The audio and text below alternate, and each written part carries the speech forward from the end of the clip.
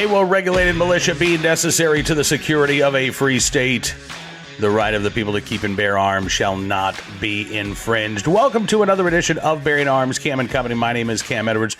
I'm so glad you joined me on the program today. In just a matter of moments, we're going to be talking with my friend Stephen Gutowski, founder of the Reload and new CNN analyst. This is exciting stuff. I know that there are some gun owners who are a little concerned. I know that there are some gun control activists who are outraged by this.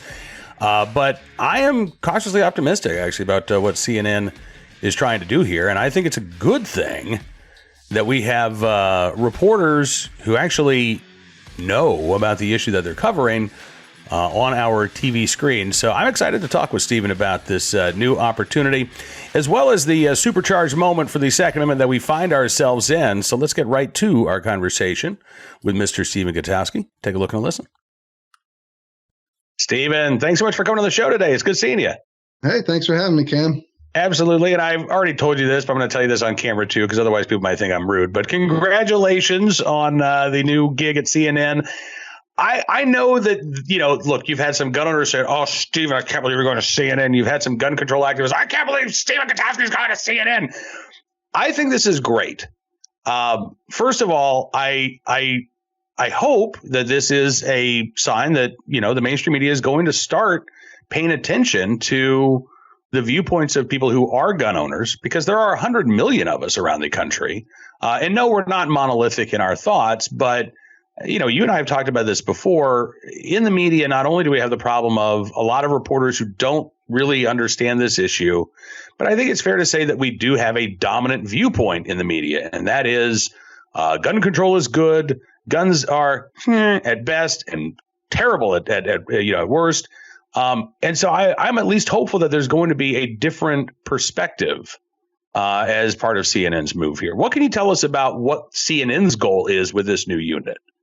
Yeah, I mean, everything that they've said to me to this point has been very encouraging as far as their goal being to inform rather than inflame in on this topic, and trying to bring in more subject matter experts like myself on guns, and then on people in other areas that they're reporting on, and they're trying to incorporate a lot of different perspectives. I mean, you can see from the list of people that are going to be involved with this, it's not just me, of course. I am part of it as an analyst, but there's also, a reporter from the Trace, there's a reporter from the Guardian, and there's an in-house reporter who's going to head up their coverage on this issue. So, they're really taking a broad-based approach, and I think it's encouraging that they decided to include somebody like me. I mean, obviously, I think that's a great decision.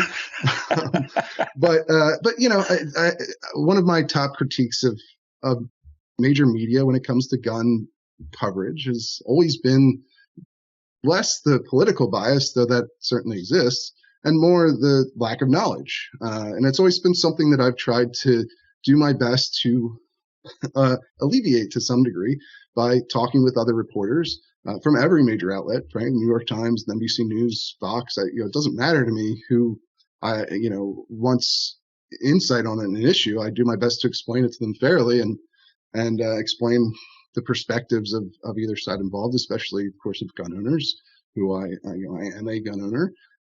And so I have some more insight into that particular area than a lot of other reporters do. But I'm looking forward to the opportunity. I think it's going to be really good. I think it's going to be productive. And I think it's really great that CNN is doing this. Well, I do too. Like I said, I'm looking forward to seeing your debut as a subject matter expert. And I do want to focus, because you mentioned something about this at the Reload as well, that the whole idea here isn't to have you and the Trace reporter yammering at one another and arguing at one another, right? That's not what this is supposed to be about, and that's not what your role is supposed to be. Yeah, exactly. I'm not. Me. I've been on, and your audience knows me, I've been on the show a lot. My approach to this is from a reporter's point of view, from an analyst's point of view, and not from an opinion host. CNN has a lot of opinion people already that are suited to that job. Some of them are really great. Mary Catherine Ham is one that I personally am a big fan of. And so they have a lot of people who can do the, traditional opinion debates on air.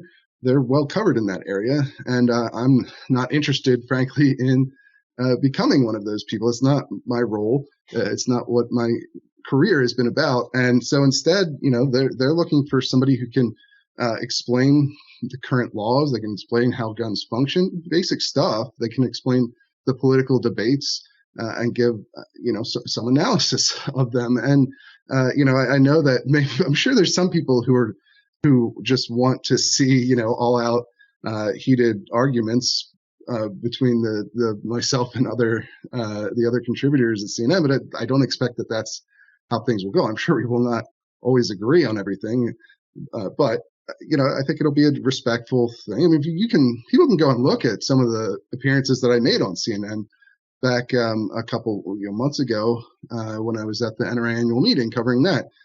They were interviews that focused on what's going on at the meeting, what's the perspective of the people there, what are some of the policies being discussed, that sort of thing, like trying to inform rather than inflame. And I think that's going to be the overarching a goal of this whole project.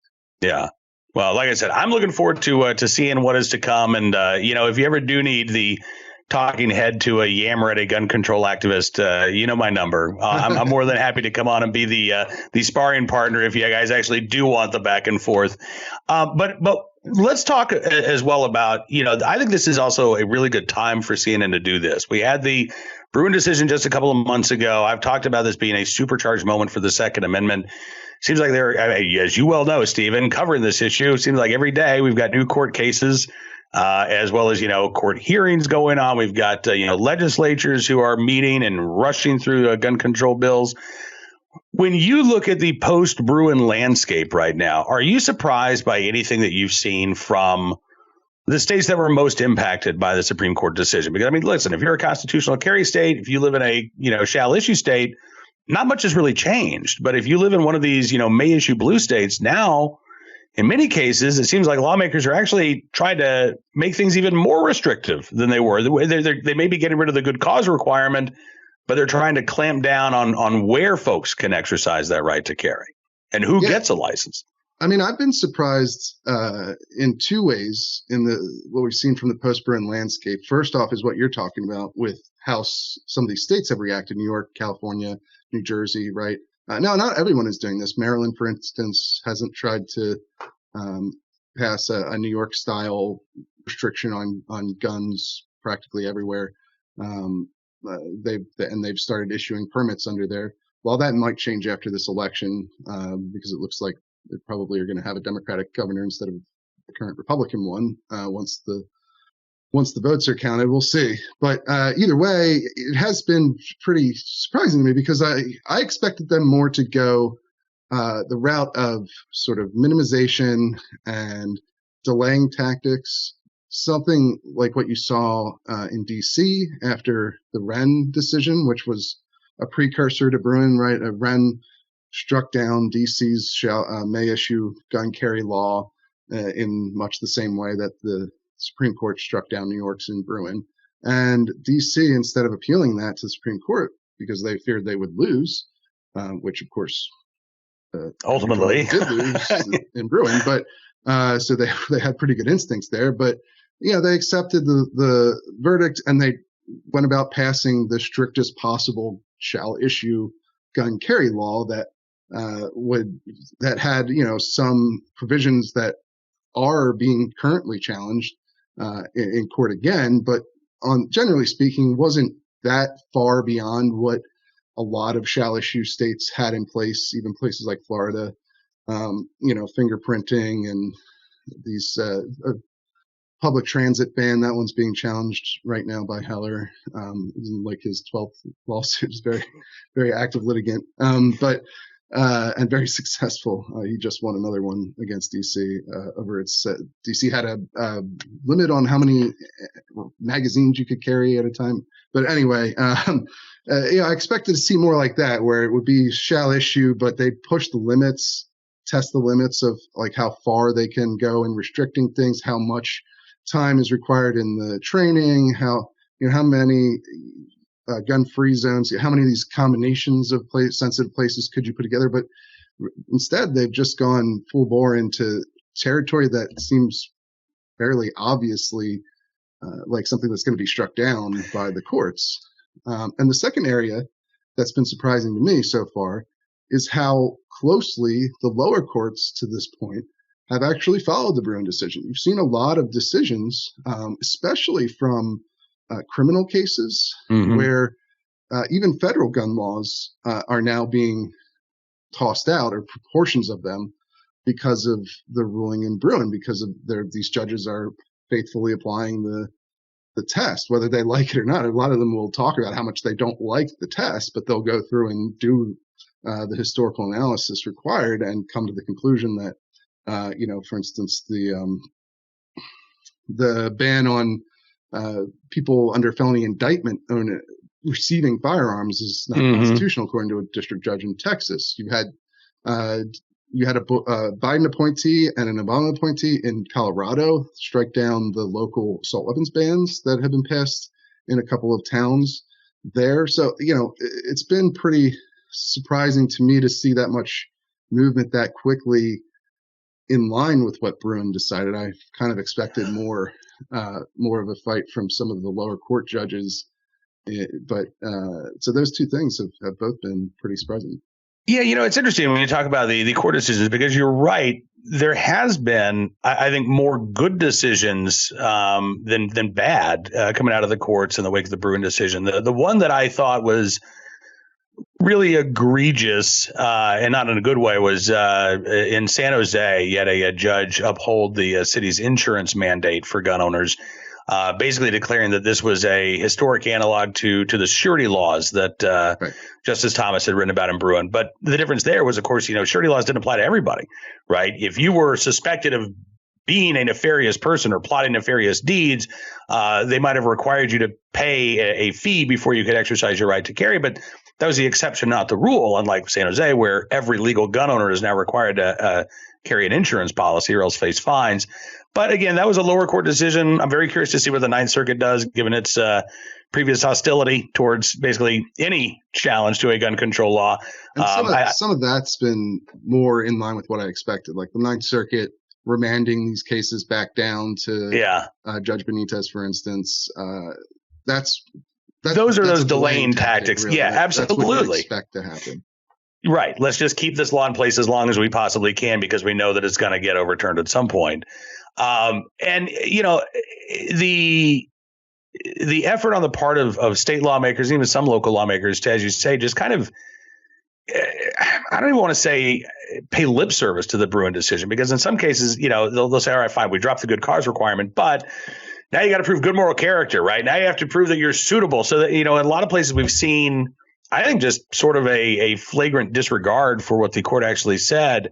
Maybe one of the few exceptions to that, and I wrote about this last night at Bearing Arms, Hawaii County had a hearing a couple weeks ago, and they had basically proposed a list of sensitive places that looked a lot like New York's. And they heard an earful from residents who said, this is ridiculous. This is way too broad. And to their credit, the county council member said, yeah, you know what? We think you're right. They went back. They reintroduced the bill yesterday. And I got to say, for the most part, it looks like they actually are acknowledging, okay, yes, there is a real right to carry. They still have a ban on concealed carry, I think, in parks, in playgrounds and other places that really aren't sensitive, quote unquote. But, the blanket ban on carrying in a church, that's gone away. The blanket ban or the de facto ban on carrying on private property, that's gone away. And they're the first body of lawmakers that I've seen since Bruin that I feel like, and maybe I'm giving them a little too much credit, but I don't think so. I think that they really have tried to wrestle with, okay, how do we make sure that people can exercise this right? And I think they've gotten it pretty good. I think they're probably still going to face a legal challenge over some of the components, but they seem to really be trying to, if not encourage people to exercise the right to carry, at least admit that it's a right that's real and should not be infringed upon. And I hope that maybe we're going to start to see more of that after this first wave of legislation and then litigation kind of rises and falls. maybe we'll get to that point where even Democrats, even anti-gun politicians say, all right, it's not worth the fight. We've got to recognize the right at some point. Do you think that am I being hopelessly idealistic and naive here, or do you think that that's a possibility? Well, one thing I think it's important to consider with Hawaii is that they are in the process right now of settling Young v. Hawaii. Mm-hmm. So they just lost that case. And, they're a smaller jurisdiction. They don't have the kind of resources to endlessly litigate these new laws like New York and California do. And so maybe they're a little bit more gun shy, to put an ironic turn of phrase on it, but about pursuing these policies that are very likely to land them back in court and frankly very likely to lose. That's one of the things I think it's important to keep in mind about, especially the early reaction to Bruen, is there's definitely a lot of political will in places like New York and California to try and defy the Supreme Court on the Bruen decision. People who live there, the constituents for a lot of these politicians who are passing the laws, are probably more than happy to support what they're doing because that's how they view gun control laws. They want more of them, and they might not like the Supreme Court's decision. And so at least for now, they're willing to stick behind even what seem like futile efforts to push back against the law, especially when politicians are telling them that it's totally compliant with Bruen and that it's going to be fine, and they found ways to push back on what the Supreme Court's doing, and there haven't actually been rulings that show that's not the case. I mean, there have. Of course, in the early stages, like in New York, we saw much of that law get, temporarily restrained, but it's been stayed. So the temporary restraining order has been temporarily stayed. So you're still in the very early stages of working through the courts on these laws that appear to you and I to be unquestionably in direct conflict with Bruen, but there's also just going to always be some level of political will to pass laws that challenge what the court has ruled. I mean, you see this in, for instance, Philadelphia, where I'm from, where the Eagles are undefeated and the Phillies are in the NLCS. They're constantly passing laws and ordinances at the city level that they know are not compliant with state law, that are illegal under state law, and they're constantly losing in court. They just Mayor Kenny up in Philly just passed an ordinance about banning guns from parks and rec centers when they don't have the authority to do that. And within a week, it was blocked by the state courts there. And that's been something they've done for decades. And you're going to see that probably from places like New York and California to some degree going forward. It's not like Bruen just ends all of this fighting. That's the bottom line. Yeah, no, I think you're right about that, unfortunately. Well, listen, Stephen, again, congratulations. I want folks to know as well, though, and you've been good about letting folks know, the reload's not going anywhere. Nothing changes at the reload. You're still doing this. The CNN gig is sort of a side gig, right? But yes. Your main focus is still going to be the reload. Folks can sign up for the newsletter. They can subscribe and get all of the member exclusive content. And then, of course, the podcast as well, which you do every week, right? Yes, and this week we have a very special guest named Cam Edwards who's coming on. We're doing another one of these back-to-back shows, right? Which I always enjoy and I think are really good. And we're going to talk about a bit of the short-term politics of guns on my show, so people should head over there and check that out after they listen to this episode, of course. Absolutely. All right. Well, listen, I'll talk to you again very soon. Steve Gutowski, as always, thanks for coming on the show, and again, congratulations, man. Absolutely. Thanks for having me. I appreciate Stephen joining us on the program. Looking forward to talking with him again very soon. And I will also be Stephen's guest on the Reload podcast this week, so be sure to check that out. I believe that's going to be coming up on Friday. Right now, let's turn our attention to today's armed citizen story. Our good deed of the day and our recidivist report will start there with a case out of Orangeburg County, South Carolina, where a man found guilty of armed robbery sentenced to time served and probation. That's right. Yeah. Just time served, just probation. And not a lot of time served either, I got to tell you. 28-year-old Nicholas Tazi Tyler pleaded guilty to armed robbery, first offense failure to stop for blue lights, as well as first offense possession of narcotics during a recent court term. And Circuit Judge Roger Young sentenced Tyler to 10 years in prison and then immediately suspended that 10-year prison sentence, gave him 2 years of probation instead. Had just 2 years, and was sentenced, given credit, I guess, for time served, 60 days at the Orangeburg County Detention Center. And that's basically, if Mr. Tyler stays on the straight and narrow, that's all the time he'll have to serve for committing an armed robbery. Prosecutors, by the way, dismissed grand larceny valued at $10,000 or more, criminal conspiracy, possession of a weapon during the commission of a violent crime, first offense driving under the influence, third or subsequent offense driving under suspension license, not suspended for DUI, child endangerment, child passenger restraint system, and first offense possession of 1 ounce or less of marijuana. Now, some of those charges are really worthy of jail time. Some of them, on the other hand, really are. And here again, now in this case, we're not talking about a true recidivist. This was a first offender for Mr. Tyler, like first offender status, I believe. But still, armed robbery, 60 days in jail, 2 years probation, and that's it. Seems to me like that is not the type of sentence that we want to impose if we are trying to send the message that crime doesn't pay, right? Now, on to today's armed citizen story from Norfolk, Nebraska, where the Nebraska State Police says that a shooting last month in the town of Oakland was self-defense. Frankly, I'm kind of wondering why it took so long to figure this out. This was back on September 27th, so really, I guess not too long. Well, 3 weeks, I guess. When officers were called out to the 300 block of North Oakland Avenue in Oakland, Nebraska, on the evening of September 27th, officers found 32-year-old Ryan Schumann with a gunshot wound. He was transported to a local hospital where he passed away. The Nebraska State Patrol investigated, as requested by the Burt County attorney, and the investigation indicates that Schumann had attempted to block a man and a woman from leaving an apartment.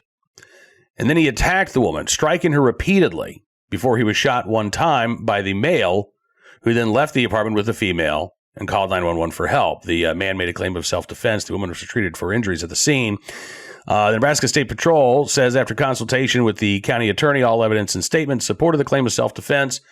No arrests have been made, however, even for the, I guess no arrests have been made because the suspect in this case, the one who was shot, actually passed away from his injuries. So no charges are pending. Case closed. And again, in Oakland, Nebraska, a defensive gun use that potentially saved 2 lives. Finally, today, our good deed of the day, speaking of saving lives, in the right place, at the right time, willing and able to do the right thing. A passerby in Forest Hills, Pennsylvania, this is near Pittsburgh. This was Wednesday morning. Kenny Ferry, was just driving down the road when he saw a school bus, actually heard the school bus, heard the big boom as it crashed into a steel pole. He said when he looked over, you couldn't believe that anything or anybody was left. He said, I saw the windshield, the front hood assembly, the front axle just rolling down the street, this big plume of smoke, and it was a school bus. So Kenny Ferry stopped what he was doing, pulled into a nearby parking lot, ran over to the bus. At this point, didn't know if there were kids inside, but he did see the bus driver. He said laying in his seat. He said he had a large gash over his head. Blood was running down his face. So Kenny Ferry actually took his sweatshirt off, wrapped it around the driver's head, and then talked to him until paramedics arrived. He said, are you empty? And the bus driver said, yeah, I'm empty. He kept saying, I'm empty. There were no kids. He said, you could see the bus was split like a banana, Ferry said. Thankfully, the driver had dropped off the Pittsburgh public school students before the crash took place. It took about 30 minutes for first responders to extricate the driver from the wreckage before medics were able to take him to the hospital. At last report, he was listed as stable. Kenny Ferry said at that point he was just watching and hoping for the best. He said he was doing okay. We were talking. He said, I knew how bad it was, but I wasn't going to let him know. Kenny Ferry says he's hoping that he can have coffee with the bus driver once he's released from the hospital. And again, thankfully, Kenny Ferry was there. because it did take some time for help to arrive. And who knows how much worse things could have gotten for that bus driver had Ferry not been there to apply, pressure to help stop the bleeding. And I would say almost as importantly, just to be there, just to talk to that guy. So he wasn't alone, trapped in that wreckage, wondering if that was how he was going to die. Kenny Ferry in the right place at the right time, willing and able to do the right thing for a complete stranger. And Kenny, we thank you for your very good deed. Now, that's all the time we've got for you on this edition of Bearing Arms Cam & Company. I want to thank you for being a part of the program as well. Hope you have a great weekend. I know it's only Thursday, but, we don't do a show on Fridays here on Bearing Arms Cam & Company. But we do update the website, not only on Friday, but all weekend long. So I would encourage you to check out bearingarms.com over the next few days until we talk again on Monday for Cam & Company.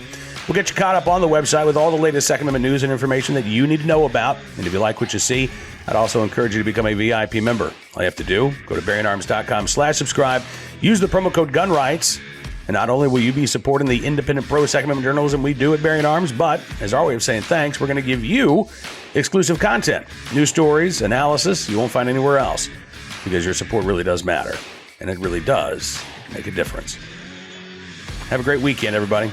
We'll talk to you again soon. Until then, be well, be safe, and be free.